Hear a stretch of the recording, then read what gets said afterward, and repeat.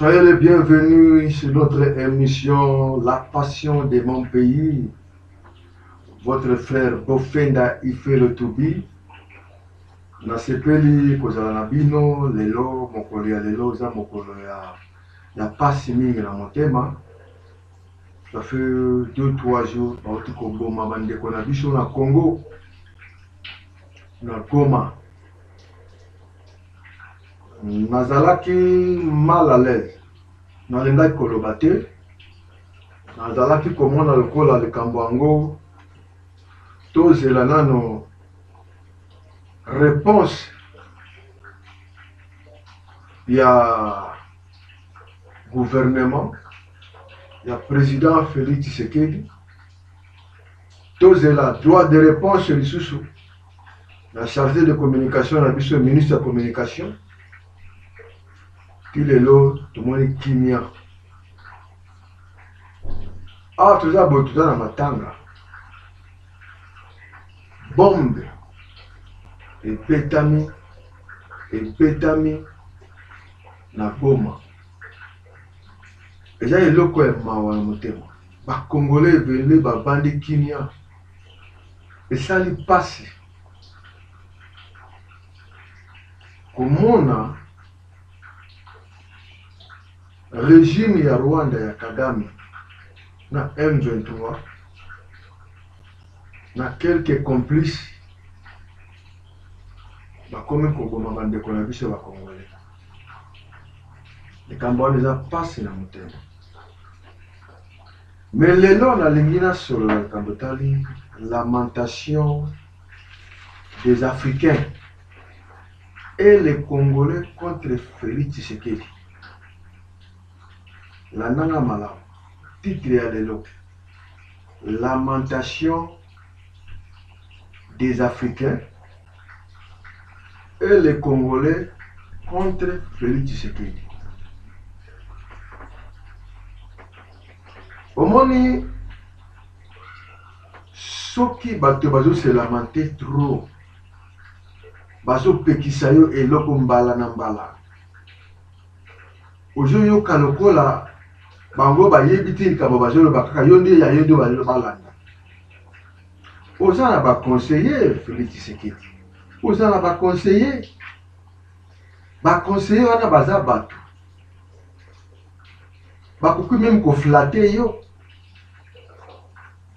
Mais babiso ba oyo toza na ba réseaux sociaux. Toza sur terrain na bato. Tozo pesa yo conseil oyo exact.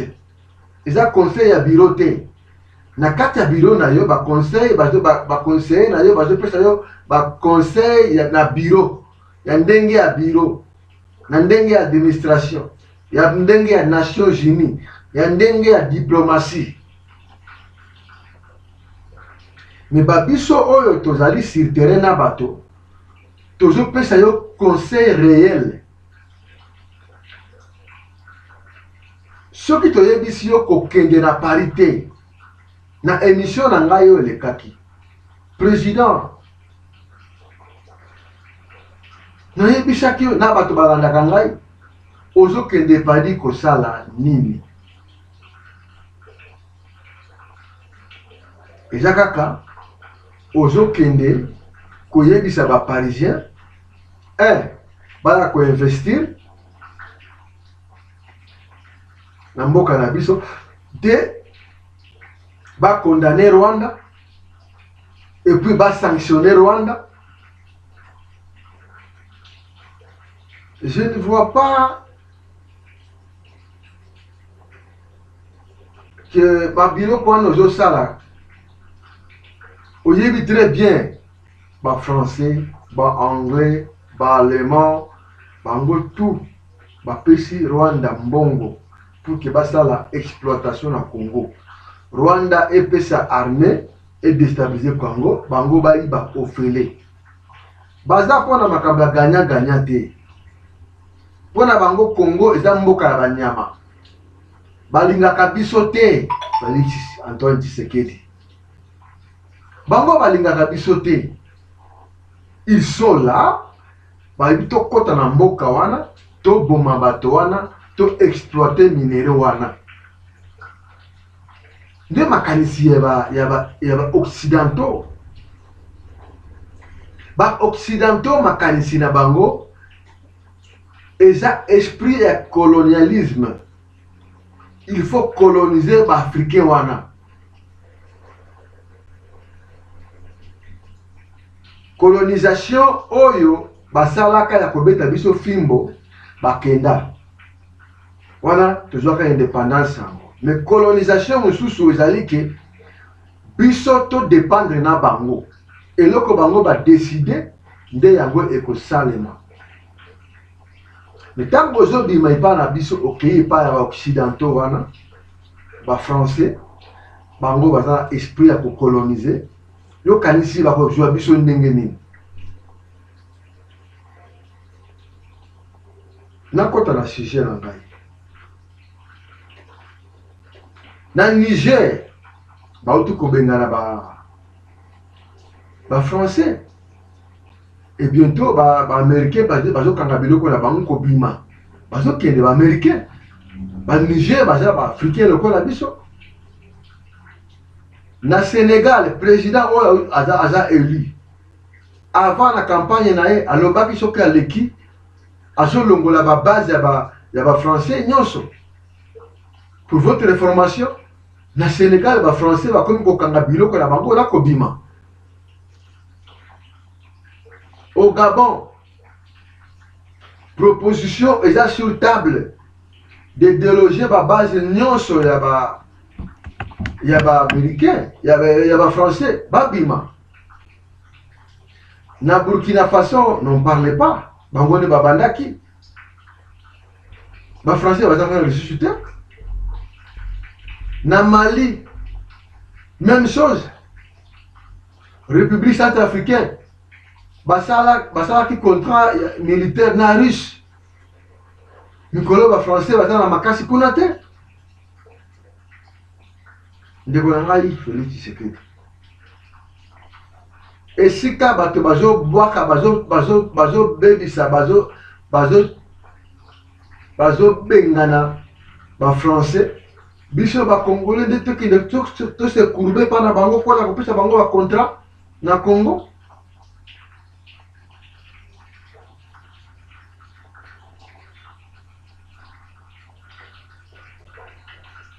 Na lobaki une fois na émission na ngai de kaketi kokende kuna na France te. Mais okei kaka. Ba français ba promettre yo ki ba kosolola na Kagame. Ba koyebisa ye atika. Ozongi ata na mboka to taka na Europe na bango kuna Kagame abomi abeti ba bombe na kati ya mboka na biso a ciblé population ba réfugié wana. Omoni ba kufi.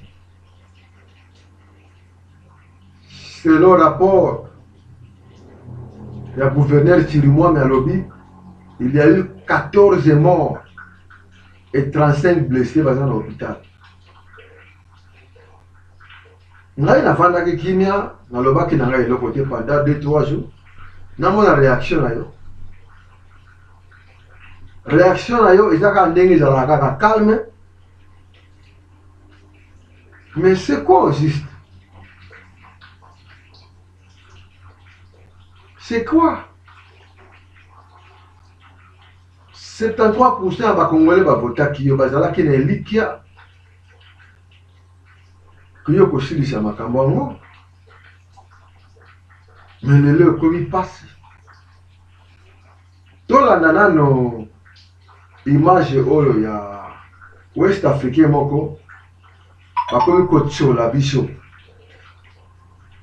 Président Félix Tshisekedi bando kanisa kiaza mutu oyo vraiment aye pona ko sala développement na Congo pour que ba africain mususu ba fongola ba yebi que soki développement na Congo Afrique mo bimbe ko la bien. Non. Landasco déception. Ya ba West Africain ndenge bazolo ba yango image yango. Salut, j'ai fait ça au sud, de l'est à l'ouest. Bonjour, bonjour, bonsoir. Je wonder moi avec celui qu'on appelle Félix Tshisekedi. Hein. Pendant que tout le monde est en train de lâcher un pays comme la France, tout le monde est en train de lâcher les impérialistes. Au Niger, après avoir chassé la France, les Américains sont en train de négocier comment partir parce qu'on les chasse de partir, mais en même temps, ils gardent quand même des relations sur certains domaines. Mais on leur dit coopération militaire, allez, dehors. Pendant ce temps, on voit au Sénégal, on voit le duo Doumaï Faye et Sonko, comment ils sont en train de remettre les pendules à l'heure. Même au Gabon, hein, le dialogue national qui est enchaîné, il est quand même dit que la base militaire française doit quitter le Gabon. Il y a cette proposition sur la table. On voit partout en Afrique le vent qui change parce que c'est...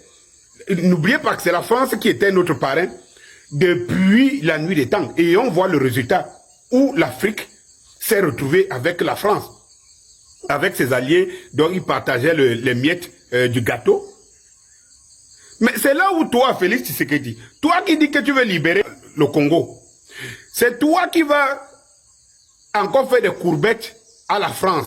Tu vas demander à la France de demander à Kagame d'aller doucement. Tu vas demander à la France de venir investir. C'est-à-dire que celui qu'on est en train de chasser partout, toi, tu lui demandes de venir investir. Il ne faut pas oublier que la France fait partie des États qui ont dit, de l'Union européenne, qui ont dit l'autre jour qu'ils validaient la position du Rwanda. Bon, Félix Tshisekedi, à un moment donné, j'ai hésité, mais je suis sûr de la position que je prends aujourd'hui. Tu n'es pas normal. Tu es un des plus vendeurs de la aide Congo. Et tu allais, le one-man show que tu allais faire en Russie. Parce que toi, tu es le président voyageur. Toi, tu es le président touriste.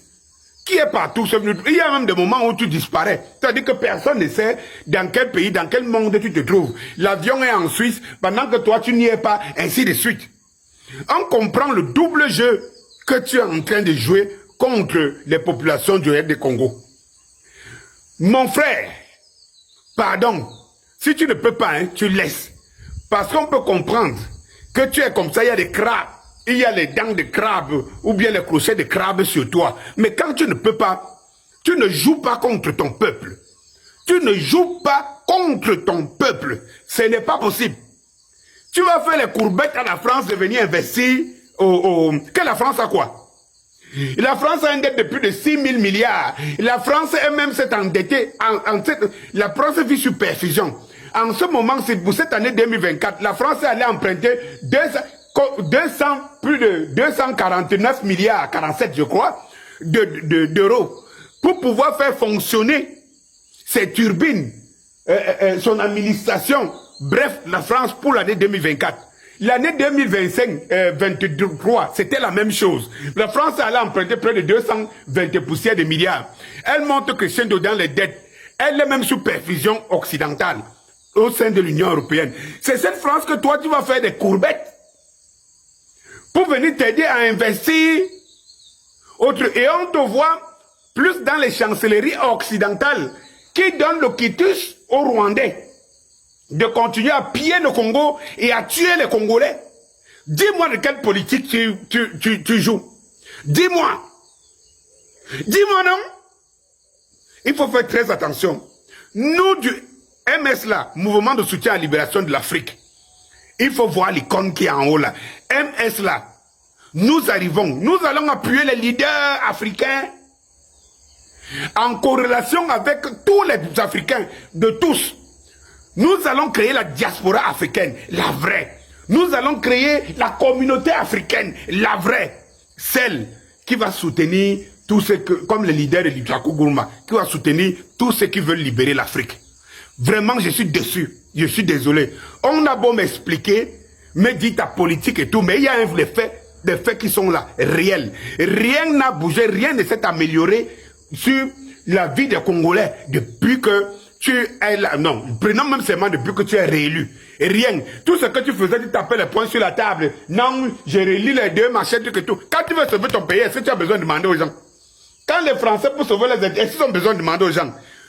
Et toi, bon, comme tu demandes donc, ça produit quoi? Et tu demandes aux qui? Aux mêmes personnes qui sont derrière le Rwanda. Fais gaffe. Bandeko balandi na banzi boyoki West Africain wana ndenga zoloba. Ekomi kozala lokola bazalaki na espoir ba africain mususu. Yambala au Congo toujours président oyo azana makoki ya ko décider ba décision. Mais ba décision ba président mususu ya ba West Africain ba Niger ba Nord bazo décider makambo na bango et puis eloko moko te saleli bango. Makambo ya diplomatie aussi au sali yango. Au voyager trop. La diplomatie d'ailleurs au voyager mingi. Voilà, tu peux te le maboko. Au sali diplomatie partout. Yo moko loba ki na vidéo na yota mozaki na Top Congo ke aussi au mona ba président sur makasi. Ba Poutine, ba Macron, ba Biden, Joe Biden, au mona ba président nyonso oya makasi ya monde entier. Est-ce que sanctions aux le kabab bapesa babeta Rwanda et ça l'ennemi batwana balingaka biso te président Félix Tshisekedi chaque fois que bimana yo mbongo bimi okei quelque part on a koluka solution ya bitumba ekosimba te Kagame alakisi yo ke lokolo za na France tikana beta yo pe kosala eloko te esali pasi na mawa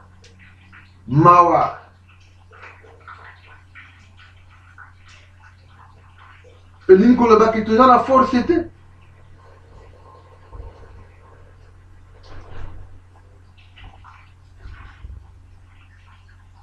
conclure bolana nano mama oyo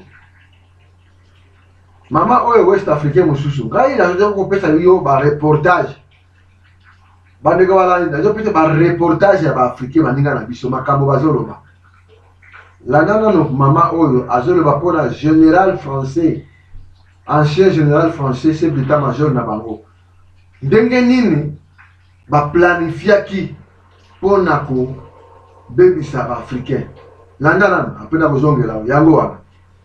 Vous voyez ce monsieur? C'est le général François Lecointre, grand chancelier de la Légion d'honneur et ancien chef d'état-major des armées françaises. Écoutez-le. Ce qui est notre destin commun à nous, Européens, c'est la Méditerranée et l'Afrique, où notre destin se joue. Et donc nous avons en permanence essayé, nous Français, d'entraîner les Européens dans cette prise de conscience de la nécessité d'agir collectivement en Afrique et en Méditerranée. Et je suis absolument désolé de voir l'échec de nos engagements au Sahel. Et je pense que de toute façon, nous aurons à nous reposer la question. Parce que nous ne pouvons pas imaginer avoir à nos portes un continent entier qui est en train de s'enfoncer dans la destruction des appareils de gouvernement et des États, s'enfonce dans une forme de chaos, de guerre civile dans beaucoup de pays et de plus en plus de pays, dans des difficultés qui sont liées aux évolutions climatiques, qui sont encore plus dramatiques sur des populations vulnérables comme les populations africaines. En plus, un continent qui va connaître une explosion démographique comme aucun continent n'en a jamais connu. Et donc imaginez que ça se passe là, dans les 10-20 ans qui viennent, et que ça n'aura pas de conséquences sur l'Europe, parce que nous vivons dans une sorte de bulle protégée par je ne sais quoi d'ailleurs, c'est tout simplement inconscient. Et donc je pense que cet intérêt commun-là devrait un jour faire que l'Europe se décidera à agir comme une entité politique qui ira défendre elle-même ses intérêts, y compris par le moyen de l'engagement de ses armées. Avant-hier, l'ami François nous a donc annoncé dans le plus grand calme que la France et l'Europe, pour leur survie, vont devoir procéder à une recolonisation militaire de l'Afrique dans les 10 prochaines années. Genre, nous ne pouvons pas laisser ces pauvres sous-hommes africains être dans le chaos juste à nos portes. Nous devons y retourner avec nos armées pour y mettre de l'ordre et défendre nos intérêts. Mais nous devons le faire ensemble, en meute européenne. Et pas seulement nous, la France, individuellement, parce qu'on n'en a pas les moyens. Quand c'est moi qui dis, on m'accuse d'être soit panafricaine, soit agent russe. Lui là alors, il est quoi? Il dit que dans le Sahel, on observe la destruction des appareils de gouvernement et des États. Pourtant, c'est dans son pays que durant les 2 dernières années, le gouvernement a utilisé plus de 23 fois l'article 49.3 qui permet au gouvernement d'adopter des lois sans débat en bypassant le Parlement. La suspension des élus dans un pays en paix est 1000 fois pire que la suspension des activités des partis politiques qui d'ailleurs n'existent que sur papier dans des pays en guerre. Il dit que nos pays s'enfoncent dans la guerre civile et le chaos, alors que depuis 2 ans, c'est eux qui ont une guerre interethnique en plein milieu de l'Europe. La déstabilisation du Sahel, c'est à cause d'eux, et de la désintégration de la Libye par la France, par l'Angleterre, par les États-Unis, par l'OTAN. Et j'en ai marre, je dois vous le dire sincèrement, que nos États de l'AES tardent encore à traduire ces gens en justice pour obtenir réparation pour les dommages causés. Depuis leur gouvernement et État remplis de PD, ils regardent notre démographie et nos enfants comme un danger. Parce que dans leur tête de malades mentaux, l'objectif, c'est de dépopuler la planète, de robotiser au maximum l'économie pour pouvoir rester en petit nombre de délavés à profiter de tout ce que la Terre et particulièrement l'Afrique a à offrir. Et le pire, c'est qu'ils ont le toupet d'habiller cela du manteau d'un paternalisme raciste et méprisant, le syndrome du sauveur occidental. Je suis persuadé que dans quelques années, je ne sais pas si c'est 10 ans ou moins ou plus, nous aurons l'obligation de retourner aider ces pays africains. Ce n'est pas la Chine, la Russie et Wagner qui vont apporter des solutions durables aux très grandes difficultés que connaissent ces pays africains et leur population. Quand on vous dit que ces gens sont nos ennemis, ils s'en trouvent pour dire qu'on exagère. Tous ceux qui collaborent avec eux doivent être traités avec la plus extrême sévérité comme des traîtres à la patrie, quel que soit leur domaine d'activité. Il faut extirper chaque cellule de ce cancer qu'on appelle France, Europe et Occident. Tout gouvernement africain de la zone qui prétend préserver les intérêts de son pays et de ses populations doit avoir au programme la rupture intégrale avec la France pendant au moins 15 ans. C'est une question de survie. CFA, entreprises françaises, écoles et centres culturels français, programmes scolaires français, ambassades françaises, armée occidentale, langue française, à tabé, out, finito, dehors. Soit c'est nous qui survivons. nakanisi bolandi malamu ndenge mama azoexplike biso na plan ya bafrançais général wana alobi clair très bien baplanifie ke il faut bakanga sécurité armée nyonso surtout ya Congo na baafricain ezala kati ya maboko na bango comme ça nde bazwa esika ya kosala makambo balengi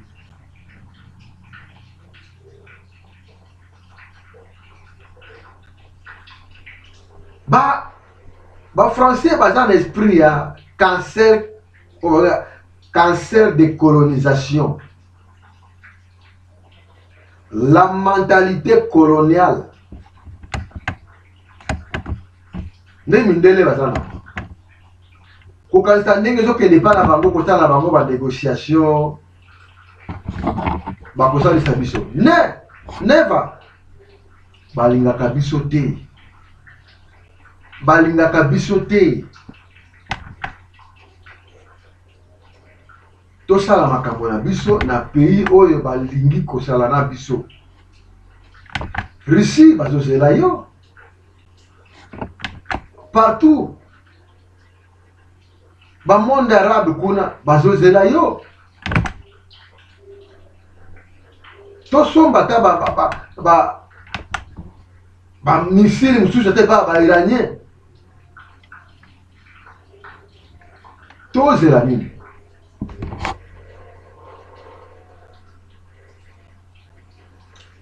likambo na nga nalingi nayebisa yo comme conclusion. Natuni yo deux questions, président. Qu'est-ce que nous cherchons aux Occidentaux?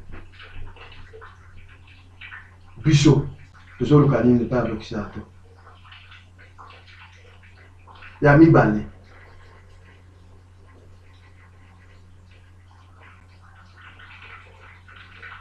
Ba Africain mususu ba décider que ça va faire na bango sans ba français. Et décision mais ça ils ont mis dans tout le monde baza bien. Fayulu a lobby boy. Natangela yo likambo Fayulu a lobby. Aza opposant mais quelque part aza congolais. Argument na ipe tobi kutanga ngope kolobango. Alors bible. Le supplétif de l'armée rwandaise du M23 contrôle désormais la cité de Rubaya. Ce qui signifie que le Rwanda a un accès supplémentaire au coltan du Congo. Alors bible mkana na yona na CC ndenge nini Uvira, Makamonyo, Soezo, Réseau, Zébébishambongo, Mboka, et puis avec le Soussou. Pendant ce temps, l'argent du trésor public est inutilement dépensé dans des voyages de prestige et irresponsabilité révoltante.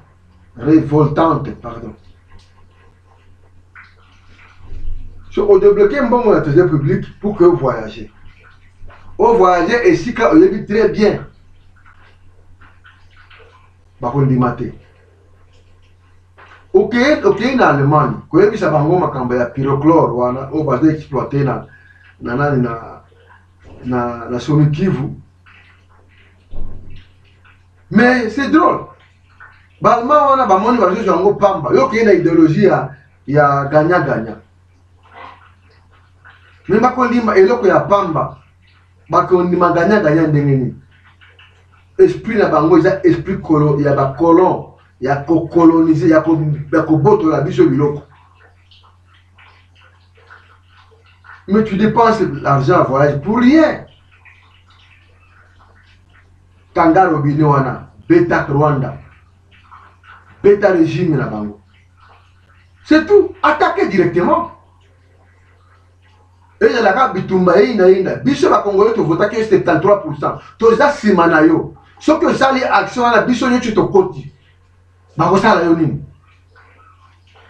Bendana Kagame na Rwanda. C'est possible.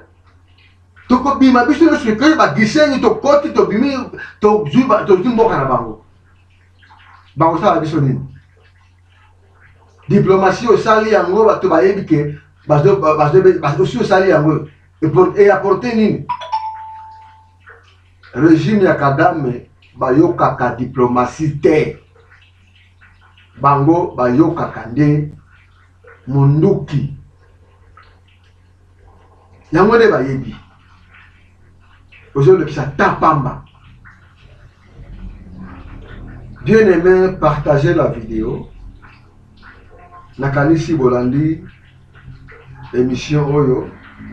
Na kosenga na bino pour partager vidéo oyo. Aimez la vidéo, like vidéo et puis partagez en partout. Mutu nyonso ayebaki toza na matanga, toza na kanda, tozo la droit de réponse kouta na gouvernement na Félix Antoine Tshisekedi. Merci. Jean-Bert Pambola.